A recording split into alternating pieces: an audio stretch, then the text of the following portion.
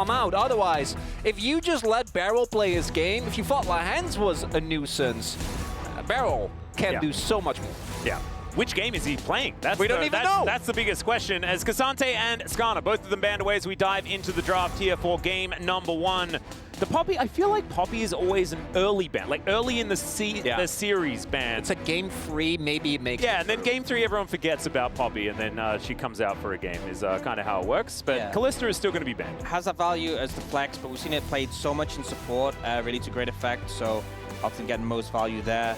Kind of feels like it's going to have Skarner, Kalista, and then, you know, the Cassante has been banned by D+. We've seen, like, the Cassante Jace ban sometimes traded, so could end up seeing something like that. And Xayah coming through as a ban as well. This was something that Nongshim actually banned pretty heavily against GENG in their matchup.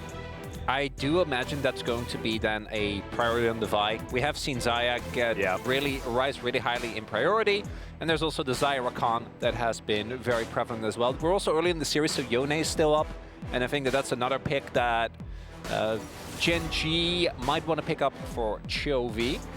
Well, I do agree. I think that the Vi is going to be a big one, but Jace has been the highest priority champion, and so now they've banned away the Xayah, and Canyon could just play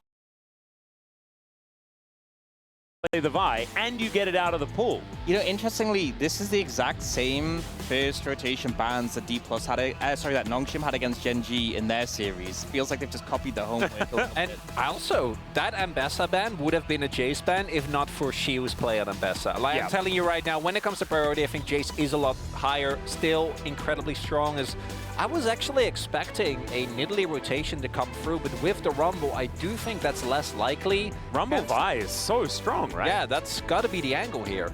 Yeah, and I think kind of at the moment in top lane, we have like the big 4 from Ambessa, Cassante, Jace, and Rumble. So we've seen 2 taken out. We end up getting that trade. It's not too much of a surprise. Does mean that you kind of want an AD jungler.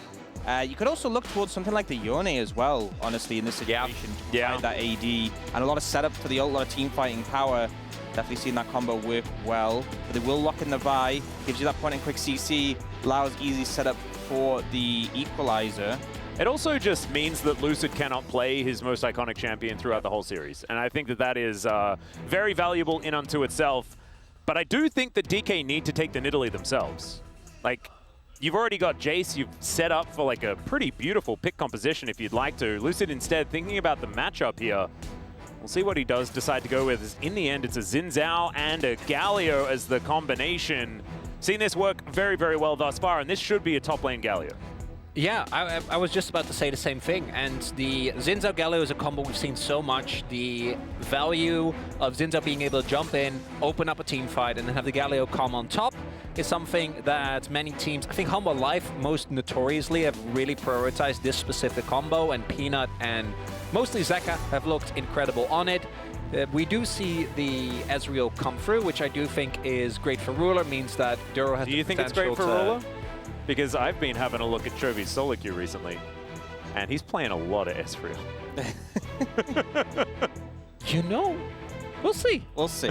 We'll see. I don't know whether it'll actually happen, especially not in game 1. But like, think about, you could kill 2 of Aiming's best champions, theoretically, if you pick the Ezreal here and then just lock Varus or something like that on 4, and you're like, we're going to the depths of these champion pools. Just slam Zarian and call it, like, it's fine. We're red side game 1, it doesn't matter. Yeah. I mean, I don't know whether it'll actually happen, but the Varus is going to be banned away. Theoretically, Ruler can go with an Ashe as well. Like, Ashe Rumble has been a great combination as far as getting that initial kill in team fights. So we'll see. I do think that it's probably still Ezreal over to Ruler. Cooking a lot here. We'll see. It's game 1 still, you know, a lot of time before maybe we get to those bits. But I think the thing is we often see like Ezreal and Xayah be great picks into the Vi. We often seen teams prioritize those. Xayah's already gone. Ezreal's picked away. You then target 2 more picks for aiming, really starting to hamper down the pool that he has available to him. And especially into a Vi, you want something that can play a bit safer. The Varus obviously can play at such a long range. Kai'Sa could easily build Zhonya, so it'll be interesting to see what he takes here. With it potentially being that Jace mid, you could end up going something like the Ziggs to provide that AP. Could be the option as Silas the consideration and will be locked in. Very easily able to follow someone like a Galio around if you steal his toys. So certainly going to be a good option there. Corki now being looked at by Aiming. Yeah, it's exactly what Oaks was saying earlier, right? You want something that at least has some form of self-safety, because if the Vi ults and you still have your Valkyrie available, at the very least you'll be able to drag her back and create a little bit of range here. And I think aiming has looked pretty decent. This is another pick that does that. Damn. And I can't believe we're getting it in a game number 1 already coming out here on the Zeri. And Lulu is available. Does Beryl want to play Lulu, though? That's the question. If it wasn't Beryl, I'd be like, okay, you have the Lulu pair as well, with not just the Zeri, but the Xin Zhao. Oh, yeah. From Mammon Enchanter, but it's Beryl. I feel like he wants something where he can lead the charge. The Rel. That would do it. Looking towards the Rel here. Ooh, Rakan, another one that can certainly do that as well. I will say, though, I mean, the Xin Zhao ult is pretty nice. The Galio ult obviously has a global pressure, but I feel like in terms of like massive team fighting power, you know, Chovy was lacking options a little bit, but the Rakan ult is so good, so does hand that over in return and give some power there. We do see them looking at picking up the Alistair in this situation. The cow, a consideration here. Dura going to lock that one away, so a fair bit of extra engage now going over to GENG. But this does put a fair bit on Dura's shoulders, it feels like to me, because I think that when you're playing Alistair, you need to make those huge pulverized plays if you want to create an impact. And we've seen some of the Alistair so far this tournament not necessarily find that. So I think we're starting off with a large microscope on Dura, and we'll see whether he's going to be able to get things done here for GENG. Remember, red side for GENG, they lost the coin flip moving into this lower bracket final. And so if they can win in game number 1, it would be absolutely massive for this squad, because not only is it a W, you move 1 up in the series, but you break the service game of DK. Do note that they didn't swap, so it will just be Jason to Rumble and Galio into the Sylas here. That is very interesting. I think, honestly, with how Showmaker's been playing and the amount of pressure he's been having on the map with these global impact mids, I think it makes sense. Due also being... Siwoo's already been a bit of a menace on the sort of more carry-oriented picks. I know obviously Jace goes a bit bulky now, but still so much you can do on that champion.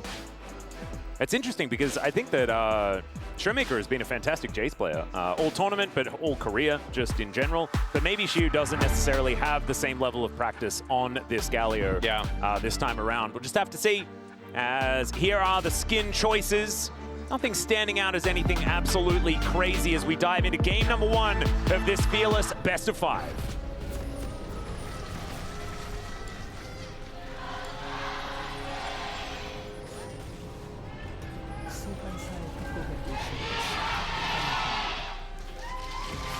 Oh man, the fans certainly showing up here today. Lol Park is full to the brim. Everyone hoping that their team is going to make it to the final tomorrow. And GENG narrowly making their way through. I think some could almost say that Nongshim lost in a 4-1 scoreline. I'm kind of with you on that one. Yeah. Particularly given the tragedy of game 2. Yeah. That one ended. The definitely 3 orders away from killing a Nexus, and some unfortunate shot calling us. Might have a level 1 scuffle on our hands. Shiwa on his way as well. Yeah, all of That's GENG a big collapse. in position. Beryl moving moving forward. Doesn't find the grand entrance at all, but that's a 2-man taunt. Chovy finding a whole bunch of chains, though, as we can see. Aftershocks wearing off, heals being invested. The Ignite down there as well, as Aiming really wants to be able to get a kill early, but Ruler's going to use the flash to get himself out. So 2 summoner spells in trade for 1. And Keen with full control of this top wave as he heads back up there. So maybe a bit of an advantage for GENG as far as the top lane is concerned, but for DK as far as the summoner spells. Yeah, they were definitely hoping for more, though. I think if Beryl was able to connect that W at the start, I think a kill was on the cards. Fortune doesn't come through.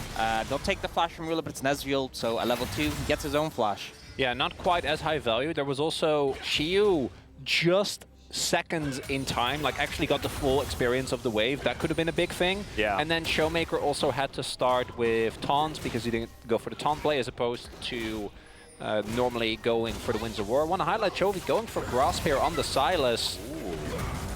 Okay, that's a huge headbutt as Beryl needs to navigate his way to the other side of the Uribank sign. I don't think you actually needed to headbutt him away there. It seemed like Beryl, you know, he didn't have his E to get out. I think he was kind of in a little deep there, but Duro just disengaged. Beryl? Into deep? You know, he hit a two-man grand entrance. It's really impressive.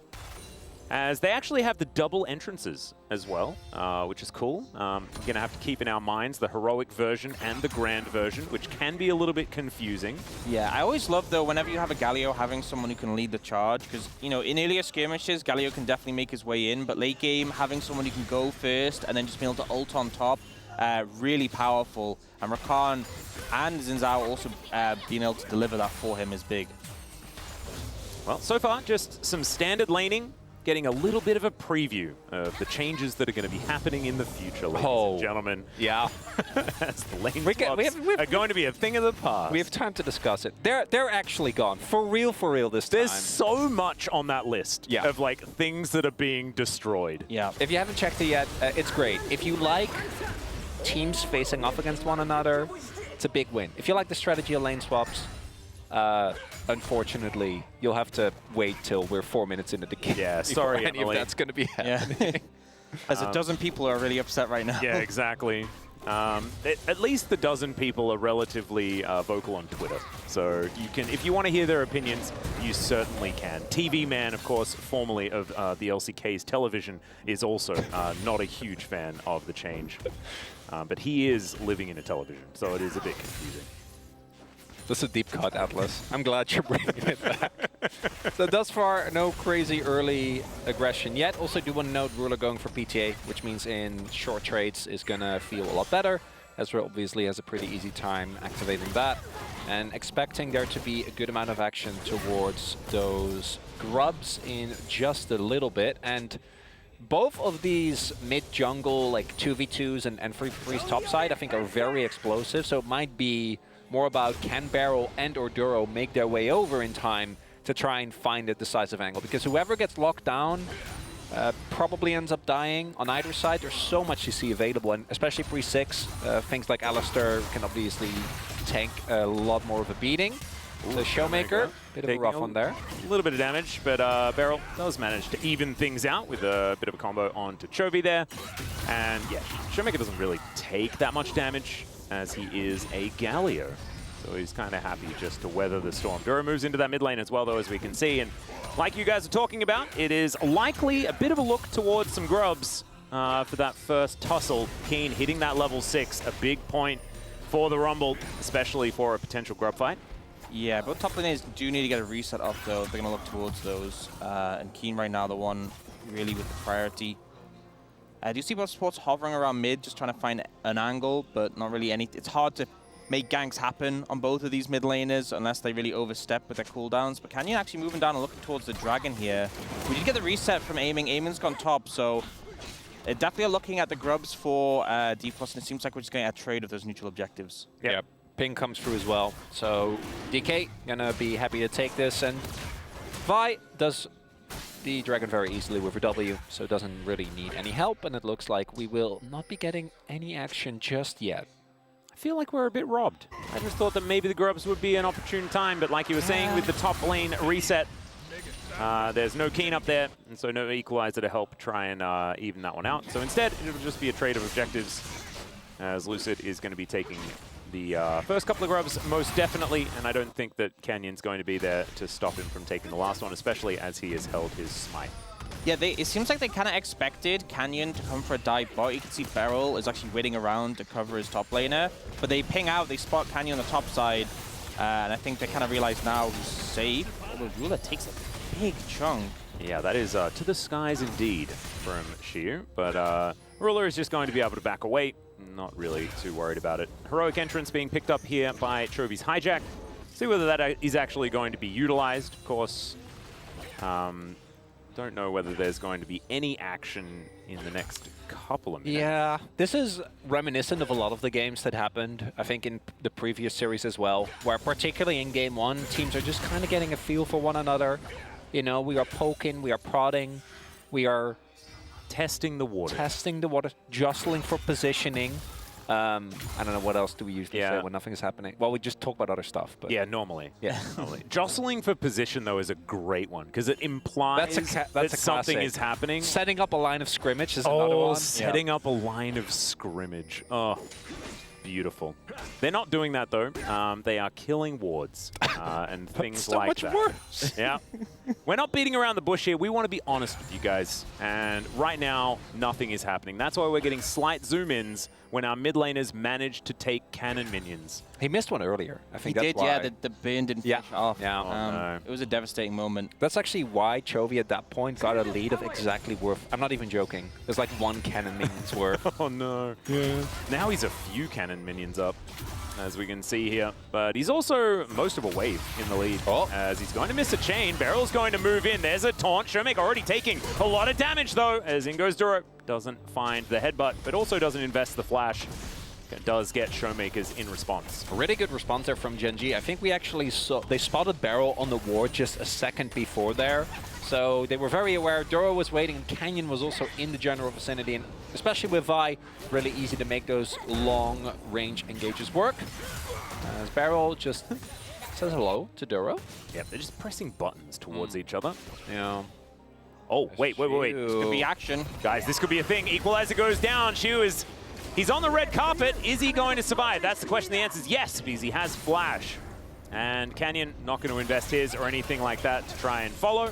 Aiming, finding an extendo beam onto Ruler, and we have some disengages across the rift. You know, we saw GENG happy to trade neutral objectives with the first set, the Dragon and the Grubs, but you've taken the flash of Showmaker, you've taken the flash of Shu. I think when you're looking towards those next set of objectives, which are only 30 seconds apart, Oh dear.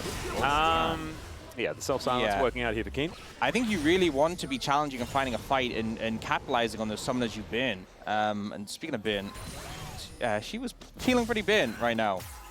I would agree, especially with his flash freshly removed. Lucid thinking about going for a little bit of a gank angle here.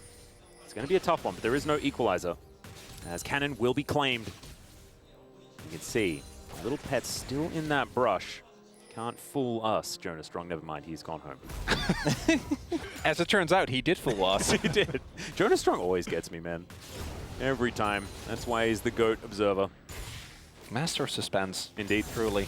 I feel like, you know, we talked about in the draft about the Galio going top and the Jace going mid. And the kind of result of that not happening is both solo lanes for GENG having a little bit of an advantage so far, being a bit up in CS. Yeah. I think if you have it the other way around, it would have fared better in terms of the champion matchups. Like playing a melee champion into Jace mid, not so fun. And obviously Galio really showed up in the meta as a pick into Rumble in the top lane. Yeah, and there's also the fact that if you're playing Sylas into anything that's beefy, you're going to be feeling great. You're generally able to out-sustain, out-trade in the longer trades. Chovy also going for Grasp, it means she's even more beefy. And I think we're actually going to get our first fight right now. Let's see what Chovy's trying to steal. Yep. Flash still off. He does manage to get that Crescent Guard. Let's see whether that's going to work out for him in the team fight. Not going to try and chain his way forward, though. As you can see, they're a little bit late for this one. That is going to be one of the grubs picked up by GENG. But now Chovy dives on forward. True Shot Barrage, fair bit of work here. That's first blood right over to Ruler. And the heroic entrance does work out. Just unfortunately doesn't do enough. And that is 2 kills swiftly over to GENG. And I feel like it was a really weird decision because GENG were ready to commit that Rumble, had him TP in. As soon as you join the fight, the equalizer value's there. Jace obviously not as impactful with the TP, but I was looking at the minimap actually, and it looked like he was trying to interrupt Keen's teleport instead of just matching it himself. So it felt like D+ were never really on board with actually having a straight up 5v5, maybe hoping we can stop Keen from joining and have a 4v4, and it felt very messy, but GENG clean with how they set up for that one. Yeah, call might have been that if Rumble makes it to the fight, like we're not going to be able to win, which I think is a valid call. The equalizer, I would agree, with the amount of CC that's available, is such an insanely strong ultimate. But now GENG, they are going to be feeling amazing, right? Win the early skirmish. As Shiu again taking a beating here, as doesn't have flash. There's the flash out, but Pulp comes down, and Keen's tanking the turret for a really long time, but the perfect flash timing gets him out of there. That's feats of strength going over to GENG. One objective away from locking those down completely. As let's have a look at this fight one more time. If you look at the minimap though, you can see Keen moves away, but he's on vision here, and you can see the Jace running over to try and stop if it doesn't get there in time. The fight's already going pretty good for the side of GENG, but then the equalizer comes down, and immediately G+ are like, well, you know, it's already like a 5v3, sorry. The equalizer comes, there's nothing we can do. And Duro actually making his impact known on the map. Showing up there just before She flashes up, as we can see here, almost off of cooldown, but not just yet. And as a result, gets a kill over to Keen, and now things are looking great for GENG across the board. And DK, one of the biggest advantages they have had has been their early game. And GENG looking completely revitalized in this first game. Absolutely. We have to remind everyone as well that this is a red side GENG at the same time. DK have lost one game on blue side so far this entire tournament, as Ruler finds a bit of an engage, but Aiming says that he wants it, and Beryl says that he doesn't need to hit grand entrances. We'd probably disagree with that if they wanted to win out on the trade, but now it's an R button missing here for Aiming. They get the flash shot, I think that's fine. I think committing that is true. That is more would have been a bit, Beryl able to exit now, but he moves away because he doesn't want to give Ruler the kill. Okay, that's fair. I was thinking, you know, you want to move to your AD carry to get the dash to them, but clearly was like, you know what, I think I'm dead anyway. And Beryl not afraid of death. That is something we know is very true of him. It's a bit of Chovy bias, though, because I actually think that it's probably just as bad giving the kill over to Chovy's side. Oh, yeah. Take note, by the way, Chovy going for Rod of Ages. So really leaning heavily into that health stacking as Shiu does a flash, but this is going to be hard to outplay. Love it from the ult. Yeah, there's the Vault Breaker coming in. Equalizer is down, and he's held in there forever. Canyon able to get himself out of there, and this is such a renaissance for Canyon, I have to say. His early game, a whole lot more proactive, being able to get around and get things done. Of course, it helps when everyone on the map is winning, but it's just good to see him doing stuff.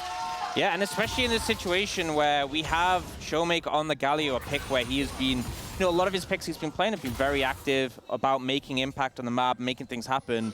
He's kind of just been trapped in lane this time, and Canyon has been leading the charge. We see this play here. You know, he definitely could have lived here if he flashed, but Beryl not want to waste his flash for something as pointless as saving his life. Yeah, gonna have to get big mileage out of that one if they want to try and recuperate. And I think here, holding the flash is honestly, again, the right call. I think you're dead there no matter what, particularly with Canyon having his ultimate available. I gotta say, this is the first time I feel like this LCK Cup, even taking into account the wins that they've had, where we see GENG as they were in summer. Like, everything looks clean, the laning looks great, they're getting their early leads. Canyon is making impact on the map, as is Duro. And also, as they were rumored to be, because we've heard that like their scrim win rate was really high, like 90%, and we just haven't seen that reflected until this game. At all. Well, I mean, I think we saw it in their first match against Homolife Esports, That's right? correct. At the very beginning of this tournament. And then from then on, they were just like, oh, we've shown that we can do it. Let's just not do it again. It was the bro loss, you know. The bro loss really, like, I think they've only just recovered. Yeah, it took some time. Understandably. Yeah. It rattles you to your core. Well, Canyon's going to get knocked up here as DK looking for a bit of an answer back. Flash out, gets Canyon to safety. And they still haven't suffered a loss yet as far as those kills are concerned. Chovy finding a bit of a combo here onto Showmaker, who just kind of doesn't mind. This kind of feels a flip side from the last fight where GENG burned some sums and then felt confident going into the fight. Now D+ have burned some sums. The difference being, though, D+ are 3,000 gold behind. So even with that summoner advantage going into this Herald, it's still a big deficit to overcome. Yeah, they're going to need a crazy fight here. And Aiming, normally one of the win conditions, I do think, is unfortunate. Oh, ow. God. Well, they're not fighting. Yeah, that's not happening. Because we didn't talk about this yet, but the reason why we saw the Vi come back in the meta in the first place was into Zeri specifically. So you have guaranteed lockdown. Well, what about Rumble for the Zeri lockdown? By death. Yeah, I like it. Yeah. Doesn't stop her from skating over that wall, as we could see there, but it is going to gather GENG and outer turret in this mid lane. Man, this has turned from pretty good early game for GENG to just a slaughter. And that's the thing is, you know, they have the tools going later in the game, as you said, with like the Vi and the Zeri to shut down these threats. You know, this tank Galio, you're playing into two of the bulkier AP champions you can have in these solo laners, with the Rumble, who obviously builds quite tanky now, and this Grasp Roa Chovy. I think they're really going to lack damage in these fights if it keeps going this way. Well, Duro going to try and pulverize his way out of this situation. Does have the unbreakable will, as now he uses the headbutt to taxi over towards the Sentinel. He's doing everything he can to try and escape, and Lucid says, no, you're not going to. Aiming is the one that picks up the kill exactly where they want that money to be at. But is it going to be enough to get DK back into this game? They need to get the Dragon, though. That's the big thing. A kill was nice, but that alone is not going to be enough, and we do see the contestants coming through. Keen is there. Yeah, Equalizer goes down. Aiming taking so much from just one ability. Does have the redemption, though, as Canyons dive forward. True Shot Barrage right over the top there from Ruler, as Showmaker looking for that backline. Canyon already down as it's Aiming, stringing these kills together. Big taunt from Showmaker, but can he lock down Ruler? That's going to be the question. Chovy's already dead, though, and GENG, I think they're already out of this fight. Managed to win the fight with the numbers advantage, but GENG's still looking. Ruler's healthy enough. He has the range. STP. These health bars are going low as Beryl burning down, and now Lucid looking for the opportunity, but he's put down immediately by Showmaker. Keen taunted as he turns up, almost able to get the kill, and eventually is. And now Shia looking to take down Duro once again. Duro able to clop his way towards this brush, but that is still the Drake going over to DK and a whole lot more. And DK says, if Hanwha can do it to us, we can do it to GENG. Just being ahead early is not enough. It all starts with that kill.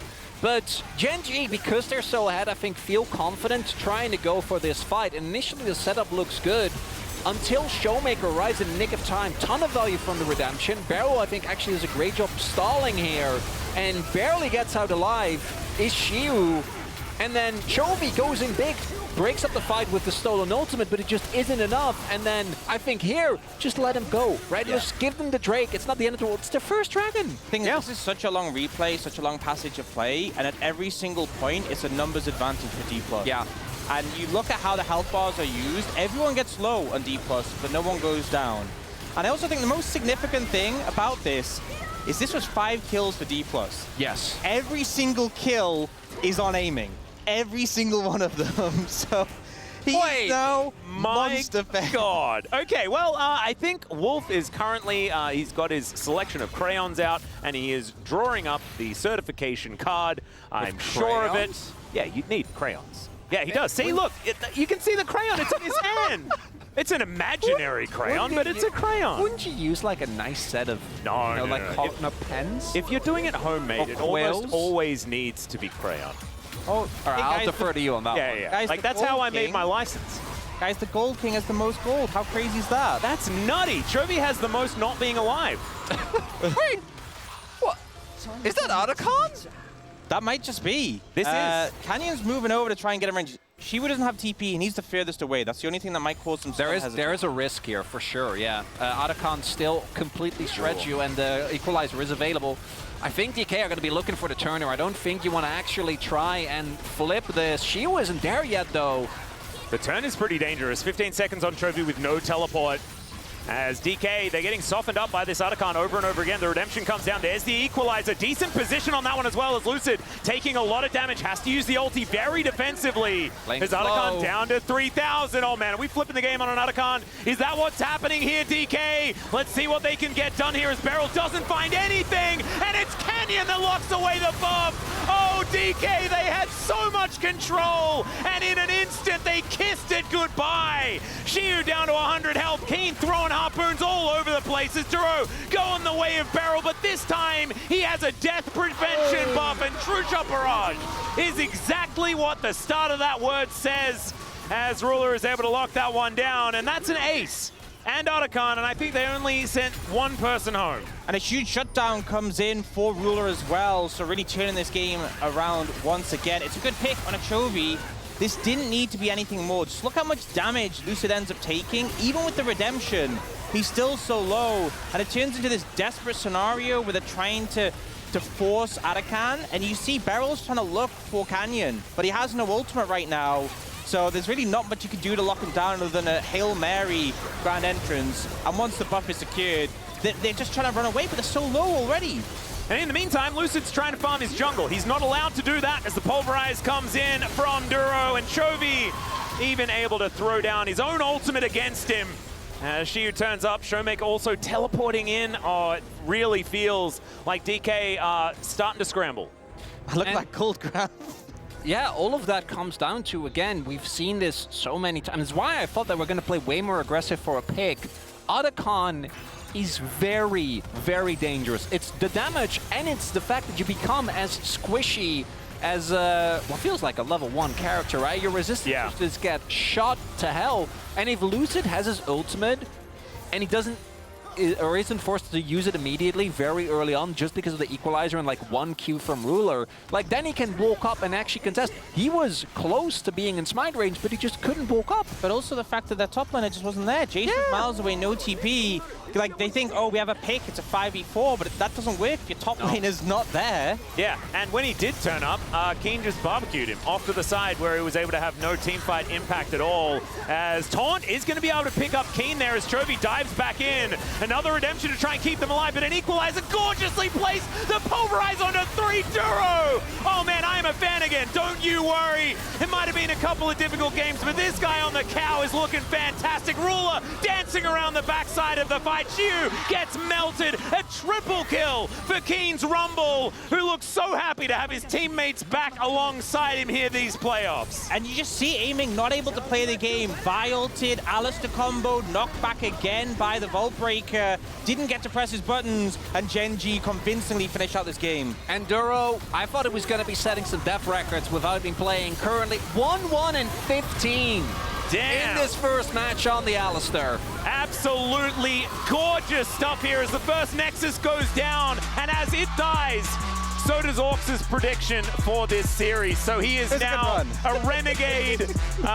He's completely out. You know, we don't know what to expect from Orcs further on in this series. And what this reminds me of, barring the very brief period of life that DK had, was the game 1 against Home Alive. Let's cast our minds back at how one-sided that was. Yeah. Particularly the early game skirmishing, for me, felt very reminiscent of that. DK, we saw none of the trademark aggression up until that one turning point, and then weren't able to make the calls clean enough to keep a hold once they got back in the game, which frankly probably shouldn't have happened in the first place. Yeah, I mean, this wasn't a flawless game from GENG, because obviously that passage of play where they were just opting in, Aiming all those kills, but they still had the tools to shut down the Zeri, and the Zeri's now not available for the rest of the series. And D+, it just felt like, other than that one passage, kind of looked a bit lost. You know, the decision-making wasn't quite there, and that's something we've praised them for, really, since Beryl came back in. I also think that they will be very happy to not see Keen's Rumble again, because he completely cooked them. He did. I'm really glad that you utilized the word cooked there. But there is a lot of very high priority picks that have now hit the bench. You've got Galio that DK have now taken away from Chovy that he can't utilize. You mentioned the Rumble already. Ezreal, another big one. No Zeri opportunities, things like that. So there are certainly some positives, but losing on the blue side for DK is a very rough situation to be in. We'll see whether they can turn it around as we move towards game number 2 right after this short break and the space to break down that game 1.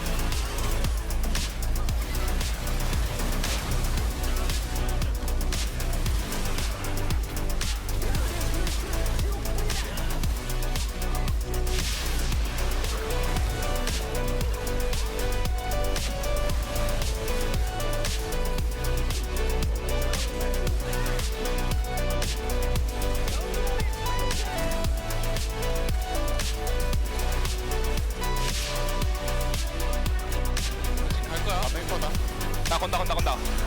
우리 맨만 바꿨어. 그냥 안 빼도 될 것 같은데? 천천히 볼게요. 천천히 볼게. 좋다. 천천히. 나한테 빨리지 마. 야, 라카. 야, 이게 사. 이거 제리. 제리 잡았는데. 야, 끝낼 수 있다. 이거 바텀 택하고 끝내보자. 이거 끝낼만 해요, 형들. 가보자. 잘 막았다, 민구야. 잘했다.